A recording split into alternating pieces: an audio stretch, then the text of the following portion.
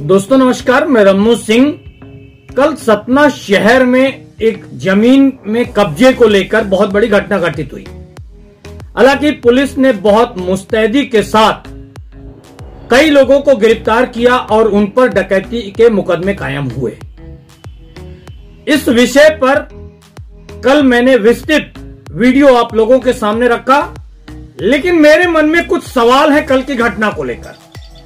सबसे पहला सवाल कि घटना स्थल पर एसडीएम, आरआई और पटवारी सबसे पहले कैसे पहुंचे, उन्हें किसने सूचना दी।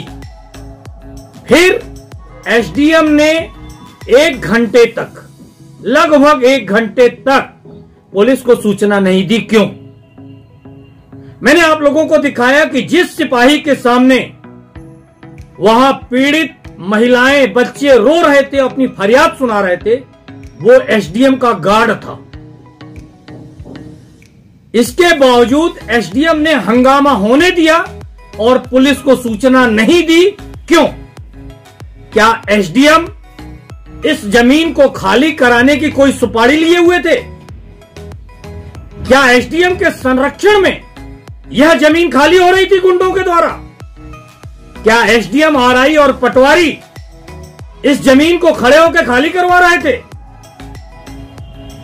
जब विवाद की स्थिति बढ़ी तब एसडीएम ने टीआई को, सिटी कोतवाली के टीआई को फोन करके सूचना दी। वह दृश्य भी मैंने आपको दिखाया। जब एसडीएम फोन कर रहे हैं वह भी मैंने आप लोगों को इस वीडियो में दिखाया है। मेरे सामने एसडीएम ने फोन किया सिटी कोतवाली टीआई को। इसके बाद टीआई आए।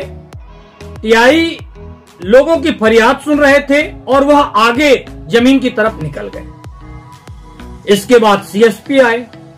सीएसपी के आने के बावजूद भी हंगामा होता रहा और वह लोगों को कभी डांटते रहे, कभी लोगों से सुनते रहे और उन्होंने किसी को मेडिकल कराने के लिए भी भेजा। मगर जब एडिशनल एसपी जैन वहां पहुंचे, इसके बाद उन्होंने इस पूरी घटना को हैंडल किया। एडिशनल एसपी से मैंने पूछा कि बाहर से जो लोग आए थे, गुंडे या गुंडियां, सबसे पहले उनकी गिरफ्तारी होनी चाहिए। मैं मास्क लगाए हुए था। एडिशनल एसपी ने गाड़ी में बैठते बैठते मुझसे पूछा, आप कौन?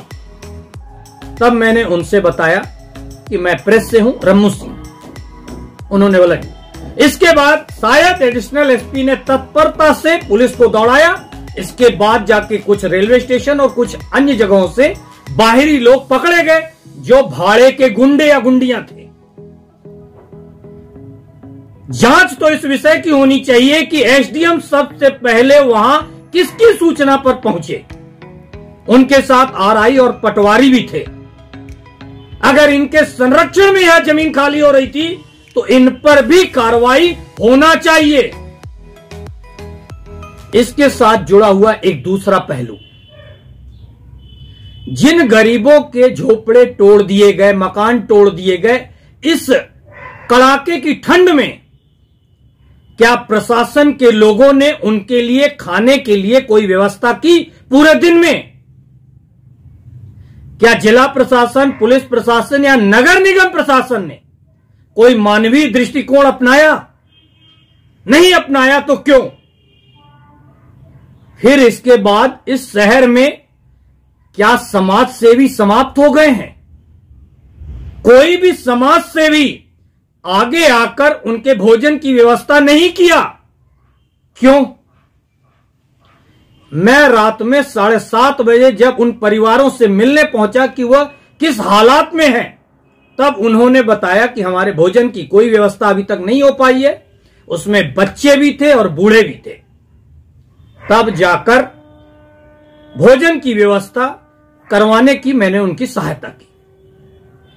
उनकी भोजन की व्यवस्था हुई और वह लोग रात में लगभग 8:30 और 9 बजे के बीच में भोजन पा सके। मैं शुक्रगुजार हूं उस व्यक्ति का जिसने एक मेरे फोन पर 30 पैकेट भोजन के उन सभी परिवारों के पास पहुंचवाए। इसके बाद तो कई लोगों के मेरे पास फोन आए कि ऐसी कोई मदद हो तो हम आपके साथ खड़े हैं। लेकिन मैं यह चाहूंगा कि प्रशासन कहां था, प्रशासन का मानवीय दृष्टिकोण कहां था, समाज सेवी कहां थे। पुष्पराज कॉलोनी एक रिच कॉलोनी मानी जाती है। वहां अधिकांश परिवार करोड़पति और अरबपति रहते हैं। किसी एक की भी आत्मा नहीं जागी कि उन गरीब परिवारों से पूछ लें कि तुम लोगों ने खाना खाया है क्या, या खाना इस टूटे हुए मकान में बनेगा कहां। किसी एक सज्जन ने, किसी भी इस शहर में एक व्यक्ति ने उनसे खाने के लिए, भोजन के लिए नहीं पूछा। हम किस व्यवस्था में जी रहे हैं या जीने जा रहे हैं।